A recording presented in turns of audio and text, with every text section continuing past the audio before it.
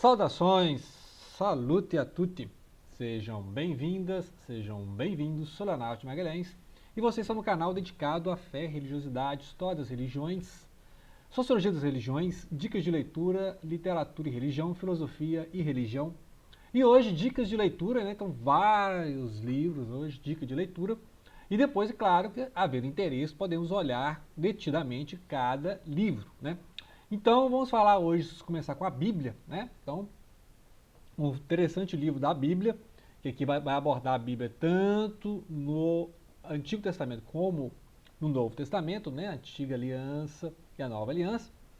E cinco pequenos tópicos, né? Interessante, que eu já li um livro desse aqui, que tem da filosofia, da psicologia, né? Tem da literatura, então pequenos tópicos e você vai tendo explicações, né? Então, ou seja, não é um livro exatamente teológico, né? Então não espere muita teologia, não, muito menos sistemática, né? Mas ele vai abordar os temas, então vai começar desde os Gênesis, né? O Pentateuco, os Juízes, né? Os Sapinciais, os Provérbios, Salmos, Eclesiastes, tal, passando pelos profetas maiores, profetas menores, né? Os 12, né? E aí chegando os evangelhos em diante, né? Então, ou seja, ele vai por temas, né? Se tem essa leitura por temas, mas pela cronologia. E aí curiosidades, né? Então ele é um livro assim mais enciclopédico, uma verdadeira enciclopédia da Bíblia, traz algumas curiosidades, né? Depois eu vou fazer um outro vídeo destacando algum ponto, algum tema, e aí lendo esse tema ao longo do livro, né? Então eu acho interessante fazer leitura por tema, né? Porque não tem, esse livro é mais enciclopédico, você não vai ler todo o livro de capa a capa, né? Com um romance, você vai consultar, né? Mais sistema enciclopédico mesmo. Então fica aí o livro da Bíblia, é de uma coleção que eu falei, que tem vários temas, né? Psicologia, filosofia, ciência, literatura, etc, né? Interessantíssimo isso aí. Para uma Bíblia de estudo, né? Deixa eu colocar o foco aqui. Para uma Bíblia de estudo, vou recomendar aqui a Bíblia do Peregrino. Bíblia do Peregrino, muito interessante. Eu tenho outra Bíblia aqui de mais leitura, assim, normal, né, cotidiana, tal, de devocional, tal. Mas a Bíblia do Peregrino é excelente, assim como a Bíblia de Jerusalém, né? A Bíblia de Jerusalém vem do francês, né? E essa aqui vem, sempre é sinal de gravar, tem um celular tocando, né? Sensacional. Essa vem do espanhol, né? Então você tem, assim igual aquela do King James, né? O King James vem do inglês, né? Então é uma tradução que vem de um outro idioma, né? Não vem exatamente do hebraico, exatamente do grego, né? Que é o hebraico do Antigo Testamento e o grego do Novo Testamento, mas vem de outra, né, outra leitura de outro idioma. Então essa aqui vem do espanhol, mas é interessante aqui realmente é uma Bíblia para estudo, né? Então você vai ter muitas indicações, né, leituras cruzadas, temáticas, né? Então tem um pequeno histórico, igual a Bíblia de Jerusalém, né? A Bíblia de Jerusalém tem históricos também. Assim que abre cada livro da Bíblia, que a Bíblia é uma coleção de livros, então cada livro tem um contexto, época, né, possível autor, né? Então é igualzinho isso aí, né? Isso eu percebi que é igual. É, você pode usar essa aqui é mais poética, né? Ainda mais na parte de Salmos, você percebe que tem uma reconstrução poética, né? Eu vou mostrar um outro livro aqui que também tem essa reconstituição poética. E aí eu vi que o autor deu mais ênfase, né? Essa questão poética mesmo dos Salmos, né? Continuando a nossa saga aqui dos códigos da Bíblia, né? A gente já leu aí a parte um, né? Esse aqui é mais apocalíptico, né? Então ele vai jogar esse aqui depois de 2000, né? A primeira parte ali no final dos anos 90, esse aqui depois de 2000, e aí ele vai continuando o tom mais apocalíptico, né? Então eu percebo aqui que ele vai ficando mais radical, vai colocando mais nomes da atualidade, né? O Clinton lá, aquela época lá. É, Fora que essa época vai ficando radical, né? Então o Clinton já estava naquela época do Isaac Rabin, né? Onde ele começou a história. Isaac Rabin fez um acordo ali nos anos 90, 94 em Oslo, né? Mas depois ele foi assassinado em 95. Então ele fala que ele encontrou no código da Bíblia essa morte. E de lá para cá a coisa só piorou, né? Foram as últimas tentativas aí de acordo entre os palestinos e os judeus, né? Os israelenses, né? Como a gente fala, israelenses ali na divisão dos dois estados. Aí a coisa só, a gente está vendo aí a guerra, né? Só vai piorando, né? Então realmente é meio Armagedon aqui. Ou seja, realmente depois do Isaac Rabin, realmente não tem jeito, né? Todo dia você abre o jornal, você vê a matança, ato terrorista, então assim, um absurdo total. E aí, esse livro. Agora, esse livro, igual eu falei, vai ter alguns problemas igual do primeiro, que é jogar para extrapolações até extraterrestres, alienígenas, códigos alienígenas, né? Igual aquele pessoal que achou o código lá captaram o código, né? de ET, por exemplo, e aí foram achar um código, né, o ROL, né, ROL, código ROL, esse é o código dos extraterrestres entrando em comunicação, né, captamos uma mensagem alienígena e tal. Então é um negócio assim meio, né, vai para extrapolação, vai para o UFO, né, o misticismo UFO, mas nós vamos ler, tá? Nós vamos ler, mas lembrando que esse livro aqui é a continuação do primeiro, e aí a mesmas mirabolâncias, tem código, né, cheio daqueles códigos que fica, né, vou achar a parte grande aqui, que vai discutir, vai começar lá onde ele parou, né, que é o Isaac Rabin, o Arafat, o Clinton, né? E aí vai encontrando outros códigos, tem baixando um monte de código, ele vai jogando as palavras, aí até o DNA, né? Encontrou até o código da vida aqui, será que o DNA já está codificado na Bíblia? Será que algum ET codificou o DNA terrestre e codificou na Bíblia? E a Bíblia é uma mensagem dos alienígenas, aí, né? Entendeu? É interessante, é uma curiosidade, mas assim, você já viu que eu não levei a sério, né? Mas eu gosto assim, eu gosto dos entretenimentos, né? Tá, aqui, história das religiões. Então, né, saindo um pouco aqui, essas que são várias religiões, né, não é só o cristianismo, então você já viu a capa aqui, budismo, etc. E é um livro assim que é consulta igual esse, tá? É um livro, não é um livro que você lê de capa a capa, é um livro de consulta, você vai pegar temas, etc, né? Então aqui, ó, você tem pequenos verbetes, né? Ó, os verbetes são de várias religiões, vai mudando de uma para outra. Você tem verbetes do judaísmo, verbetes, né, do islamismo, você pega um tema assim, o que é ecumenismo? Aí você vai, né? Ecumenismo, tá? Ecumenismo, no sentido cristão, por exemplo, fala do contato com as outras religiões cristãs, né? E aí você tem o interreligioso, né? Os diálogos interreligiosos. Então é o cristianismo em diálogo com outras religiões, né? O islamismo, o judaísmo, o budismo, etc, né? Então tem essa questão. E aí você pega o verbete, os jesuítas, aí quando surgiu os jesuítas, né? Isso é cristianismo, catolicismo e tal, né? As deuterocanônicos, né? Dalai Lama, o que é Dalai Lama? Aí tem aqui, então é assim. Rosário, o que é um rosário? Santidade, trindade, né? Então, Torá, o que é Torá? Então, você pega o verbete, não é um livro que você vai ler de capa a capa, é um livro que você vai pegar o verbete e desse verbete você vai chegar em outro verbete, né?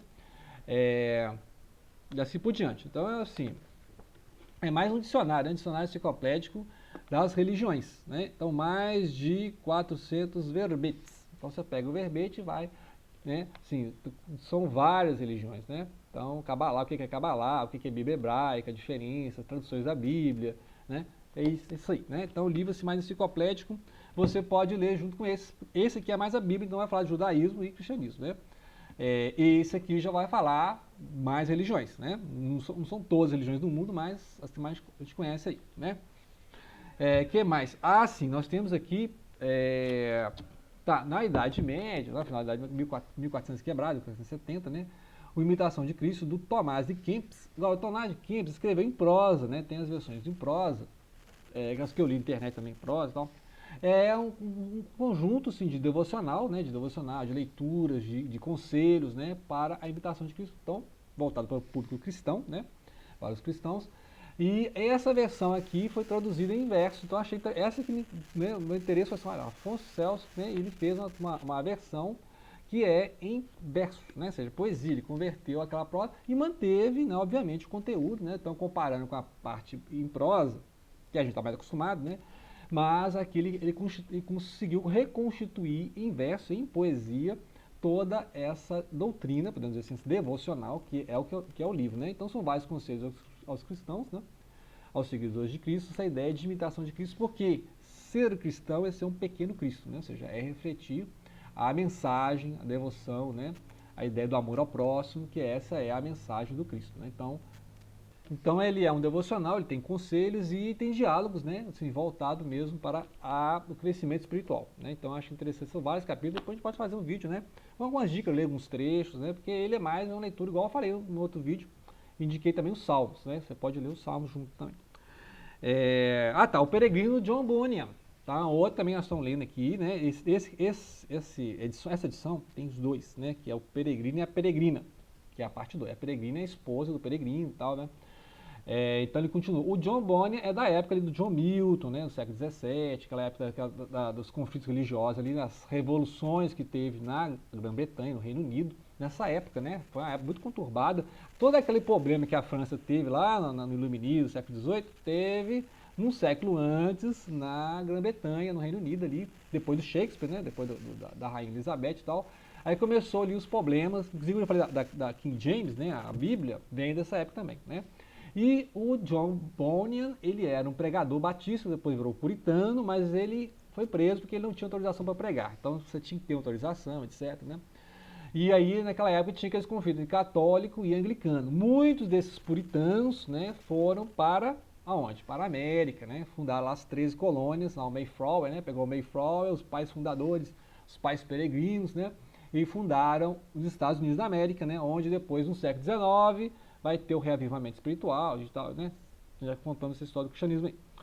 Mas, o peregrino, ele vai contar então a história da jornada, um tanto quanto alegórica, porque o peregrino, esse cristão, o cristiano, ele vai sair para encontrar a cidade prometida, a Sião, o reino eterno, o reino de Deus, né? Tem vários nomes, e aí ele vai ter que se passar na sua jornada espiritual e passar pela porta estreita, né? Aquela mensagem da Bíblia, dos Evangelhos, em que a porta larga, né, é mais fácil você entrar, e um monte de gente vai entrar, e a porta da perdição. E a porta estreita é a porta mais difícil, e aquela para os eleitos, para os salvos, né? Então esse é o contexto evangélico aí. Então o peregrino é essa mensagem, só o que o cristão tem que fazer para superar essa jornada, né, entre os pecados, entre as provações, entre as tentações da vida, e passar a porta estreita, né? Então é esse que é né, o enredo básico, o resumão do enredo é isso, e ele vai encontrando os vícios, né, os sábios deste mundo, a preguiça, a indolência e tal. E aí aqueles que pulam o muro também, né? Tem aqueles que não querem passar pela porta estreita, dá um jeitinho, né? Que tem aqueles religiosos, dão um jeitinho, e aí não passa pela porta estreita. E tem também as figuras dos demônios que tentam tirar o peregrino da jornada. É assim, é uma alegoria, né? O C.S. Lewis, lá do Nárnia, vai falar desse livro, tem um Regresso do Peregrino, que eu não achei esse livro ainda, e eu vi essa citação dele também lá no Cristianismo Puro e Simples, que é outro livro.